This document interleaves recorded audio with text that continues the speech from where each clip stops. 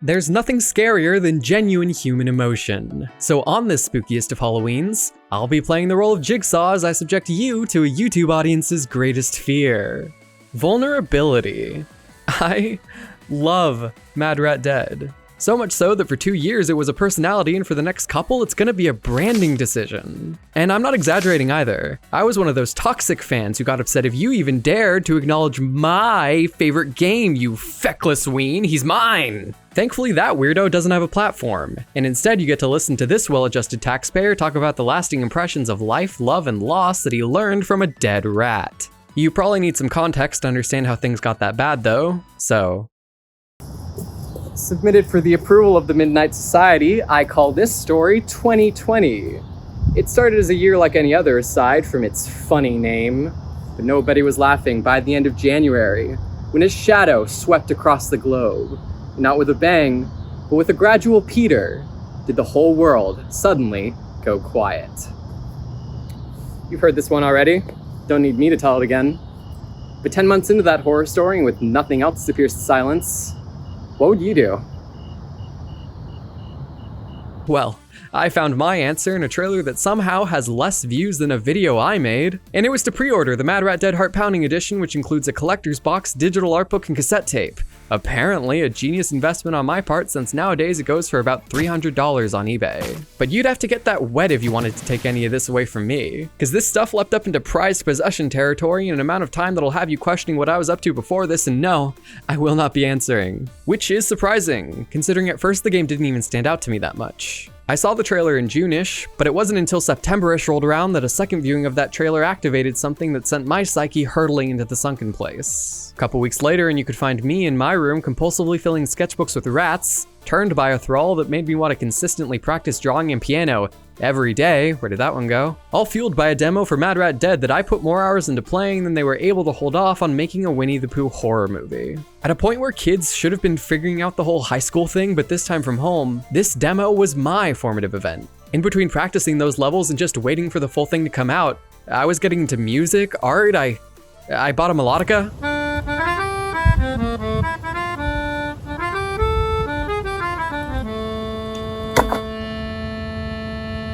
And if a demo for a game can inspire that level of creativity, do we even have to talk about the game itself?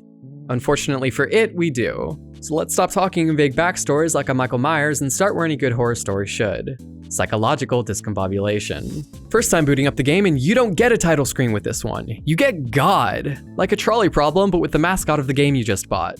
Cold and uncaring while watching on high, something listens as its questions poke and prod away at the superficial skin sagging loosely across your breathing core. Yet never does it move to reply or retort.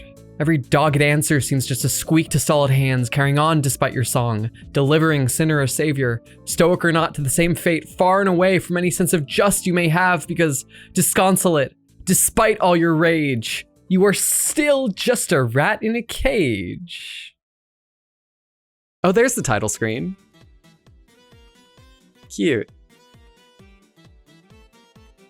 Not much later, and we're introduced to Mad Rat, a lab rat who lived a meaningless life of being experimented on before dying just as pathetically, and the Rat God, who offers him the power to turn back time so he can relive his final day and make his dream come true before passing on. Mad Rat is understandably a little uncomfortable with being proselytized at first, but changes his tune when he's granted the gift of background music, which teaches us the game's core mechanics. This is a rhythm platformer, which means you platform to the rhythm. Stop me if I'm going too fast. At the bottom of the screen is a rhythm indicator that shows you the beat, and all you gotta do is tap the button in time with it. Things get a little more complicated though when you have to choose which button to press. Obviously you can just move normally, but instead tapping A to the beat lets you dash. And you're gonna get really good at doing that since it's your main way of moving around. On top of that, you can also dash once while in midair. Otherwise, B lets you jump and double jump, Y lets you drop, and X lets you charge your next dash to cover more ground. It also makes Mad Rat do a cool head spin with the ability to make impressionable teenagers get dangerously close to getting into breakdancing. There's also homing attacks and wall jumping for getting to out of reach places. Armed with these tools that you wouldn't need me to devote an entire paragraph to in any other video game, you can make your way through a tutorial level that probably could have stood to watch Baby's first video essay. But in between constantly being interrupted in a rhythm game, the tutorial gives you a nice taste of what you're in for.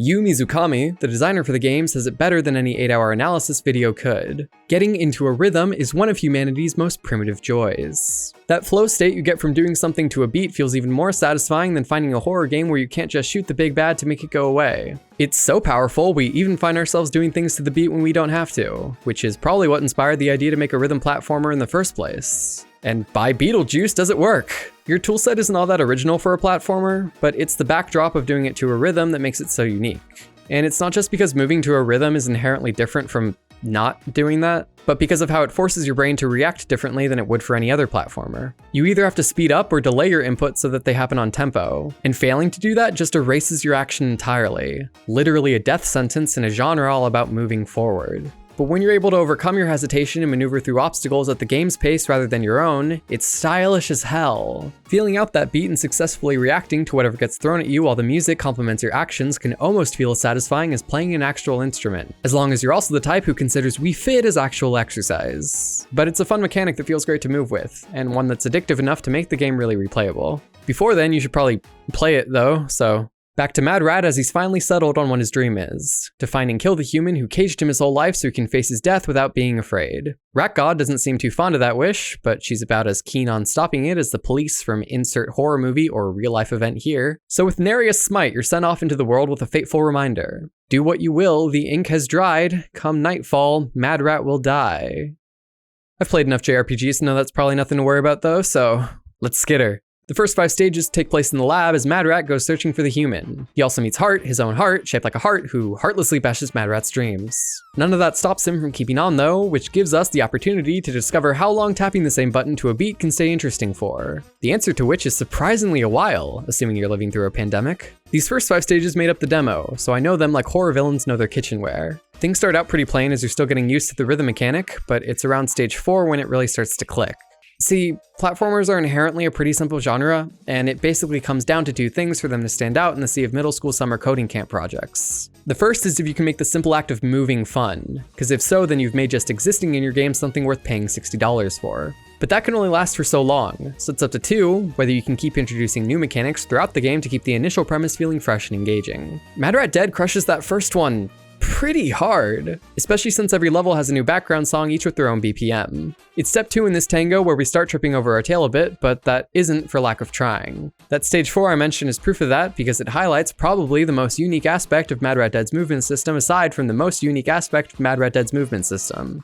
I'm talking about the charge, of course. Having an action all about charging your next action isn't something you see often in platformers, and it's because it's a mechanic that's only compelling when it's limited. Otherwise, a charged move just becomes your go-to. In this case, that limitation is the fact that you have to use one of your precious beats to charge a dash, one that otherwise could have been used to actually move or jump or dodge. I mean, you could just charge in between each of your dashes if you're the type who likes nonlinear storytelling, but it's exactly that feeling of the charge being a sort of switch up from just dashing that makes it a fun reaction to have in response to obstacles. Some sections can even be skipped entirely using a charged dash, which shows they put more thought into their level design than having you press the B button for every 3 times you press the A button. The charge also has the interesting property of making you hover in air for longer than you normally would. They probably did that to make it easier to charge your dash in midair, but it also creates opportunities like these in that legendary stage 4, where you can use the charge to hover in air above a falling platform to slow your descent so you can time a dash to the beat and make it under this wall. It shows a clever and direct use of the charge in combination with the game happening in beats rather than continuously. And it's probably what gave the demo enough staying power for me to play it for a full month. Side note, but I found out afterwards they held a competition for the demo where if you got S+ ranks on all the stages, you could win a hat and some other stuff. And I guarantee the only reason Fate didn't allow me to know about it is because it figured after I won I wouldn't have any more reasons to try. I mean, just take a look at Mad Rat Dead if you need to see how that happening would shake out.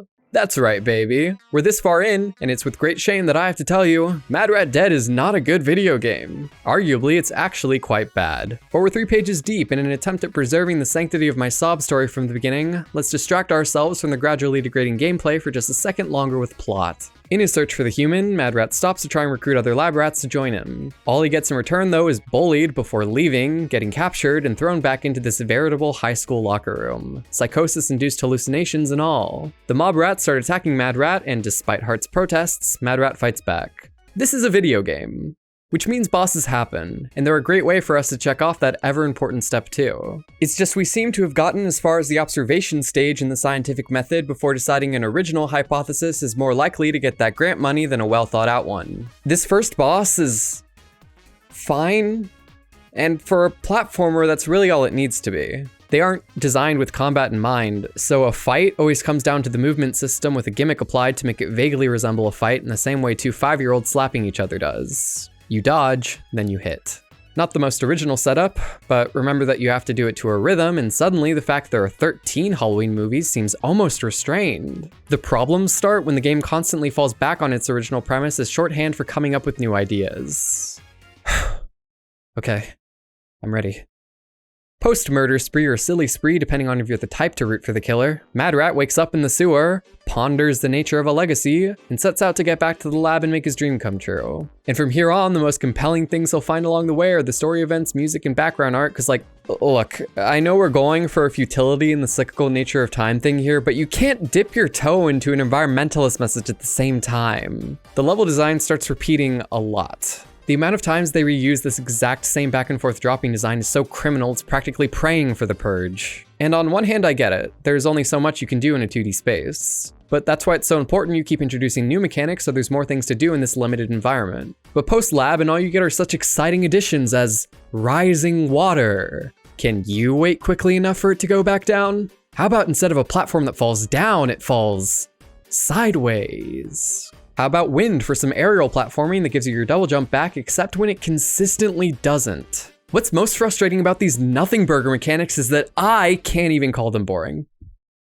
Yeah, I know, but the rhythm system is really just that fun. Rising water isn't much of anything, but doing it to the rhythm of a song that makes it feel like you're living out a Saturday morning cartoon is. And as much as I want to pivot this back into toxic positivity, the only reason it works is for the same reason there are 600,000 levels of Candy Crush. Just because the main premise is serviceable doesn't mean you're doing everything with it that you can. And all it really does is highlight the missed potential the game had in creating new gimmicks that actually complement its identity as a rhythm platformer. Instead, all they do is settle for being a platformer with rhythm. These switching platforms in World 3 are about the closest they get to making the rhythm feel like it's actually part of the level. You've seen them before, but remember this game operates in beats rather than continuously, and the idea takes on a whole new flavor. They move to the rhythm just like you, so it's about syncing up with them and watching as a path forms in front of you to the music. It's an idea so good, even Mario did it.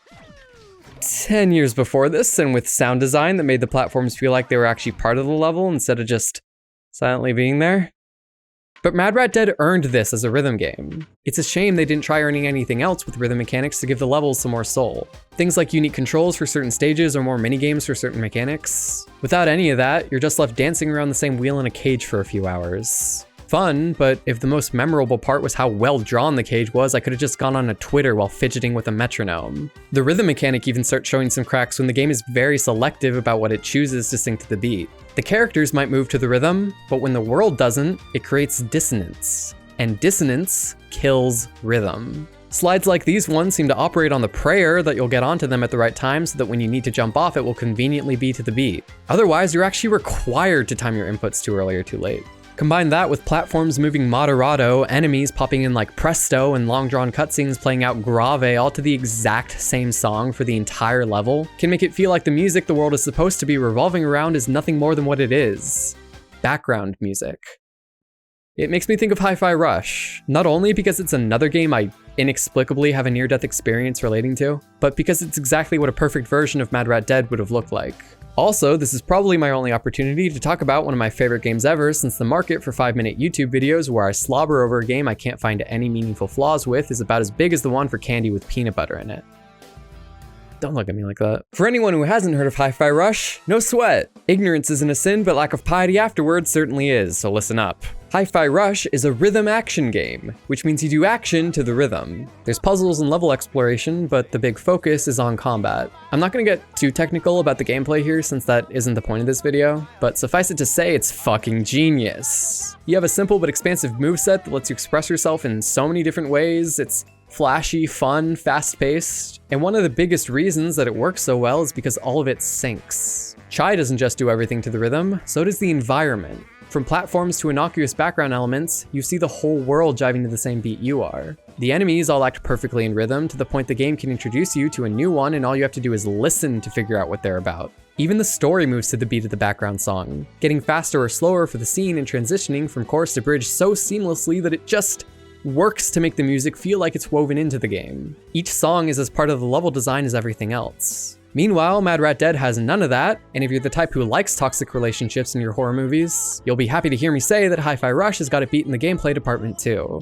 Now, I recognize it's not really fair to compare the complexity of gameplay between a platformer and a hack and slash, especially when one is published by Bethesda and the other by a company most well known for having a niche within the genre of all niches, but it's the intent that I'm talking about here.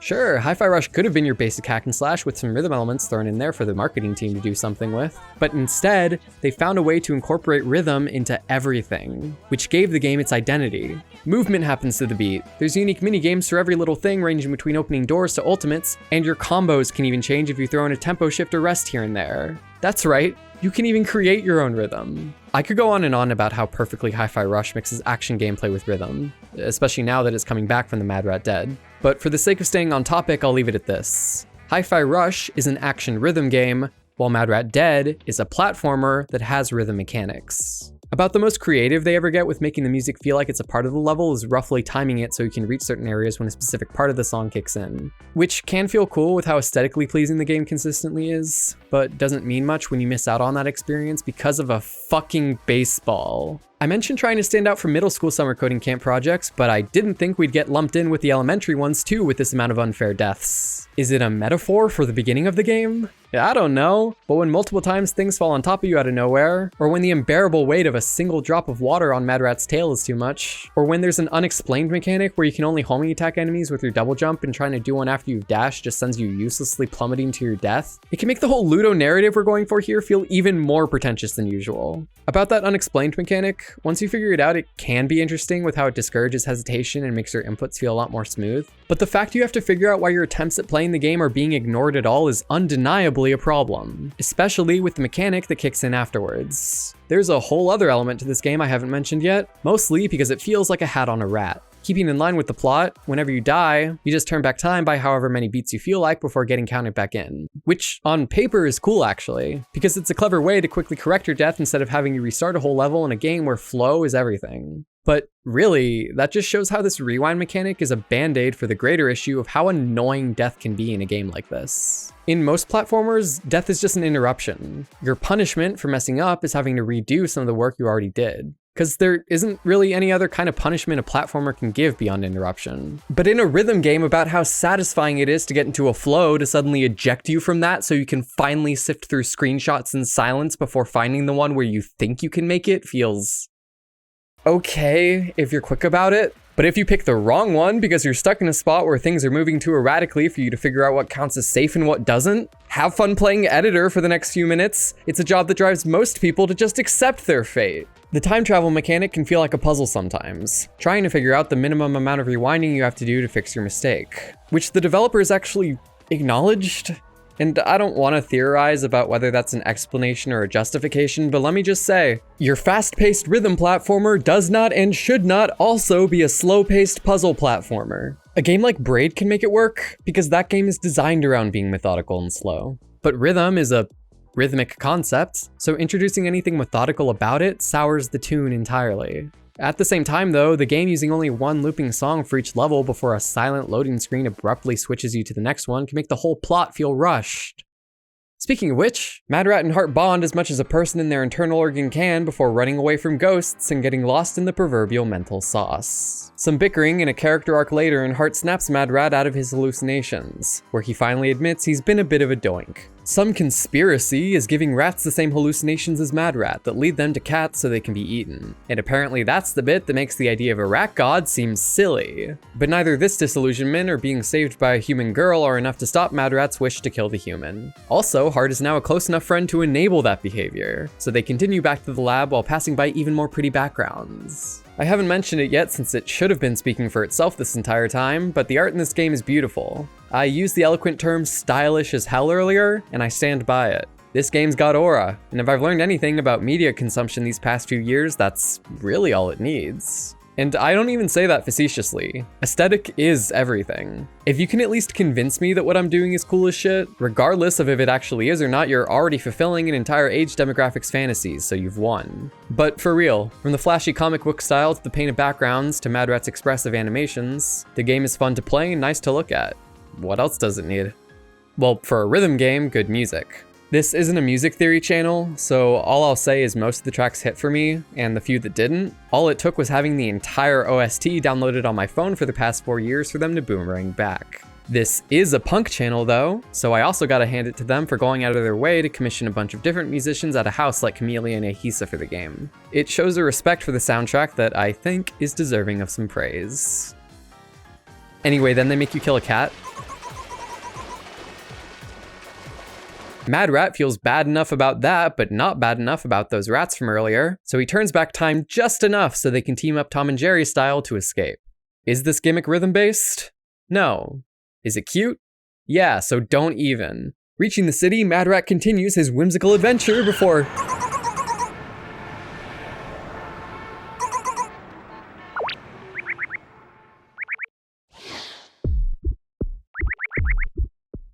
Okay, you know, my least favorite part of videos like this is when they just recap the plot for an hour without adding anything to it. Cause YouTuber number 921,105 summarizing the plot without adding anything to it will never have the same impact as you actually playing the game for yourself. So I can tell you that seeing a character as bitter as I was going out of his way to save someone belonging to a species he felt nothing but resentful towards did something to me. Or that the tense music kicking in at the right moment and the level itself being a remix of the last one enhanced the plot in a way they only accomplish one other time in the game. Or how genuinely touching the scene is afterward when it's given the room to breathe instead of having the same song play over it. But none of that could compare to you actually playing this game for yourself. And I'm not gonna lie to you either and say that you'll definitely have as intimate a reaction to a mentally ill cartoon rat as a mentally ill pandemic teen had, but I'll say that you might. And worst case, you get to play a fun video game. And in spite of my attempts at denying it with pathos, getting you to do that is my main job here. Mad Rat Dead is a good video game. It is also a bad video game.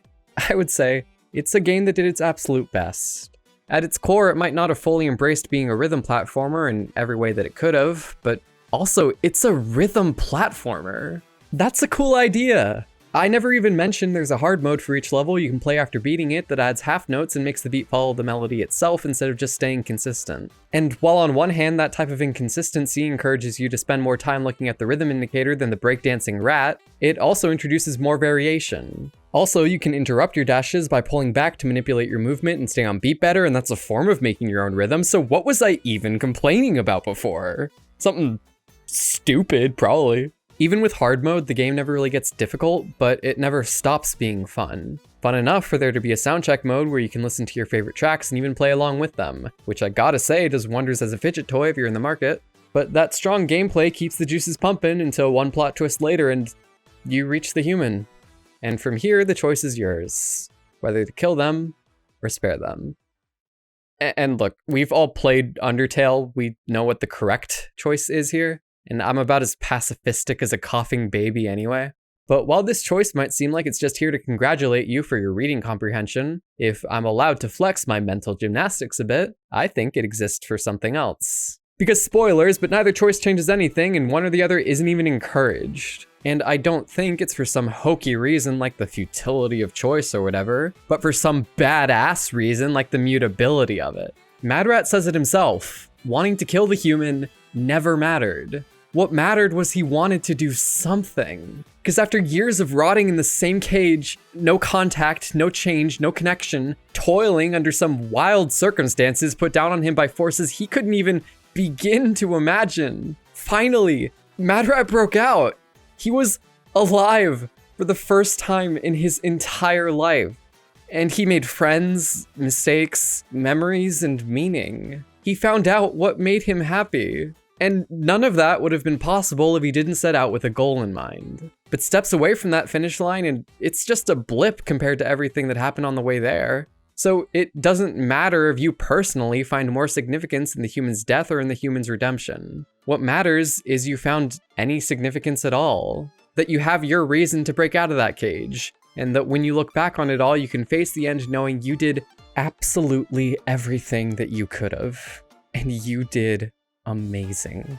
So yuck it up all you want to, but I for one am happy that a mentally ill cartoon rat learning to face his death, maybe not with a smile, but with the comfort to say he did everything he could have wound up to be one of my formative events. And look, I groaned too when I finished reading that developer interview and she said the theme is to live your life to the fullest. I mean, at least when horror movies are this corny, there's some catharsis there to wash it all down.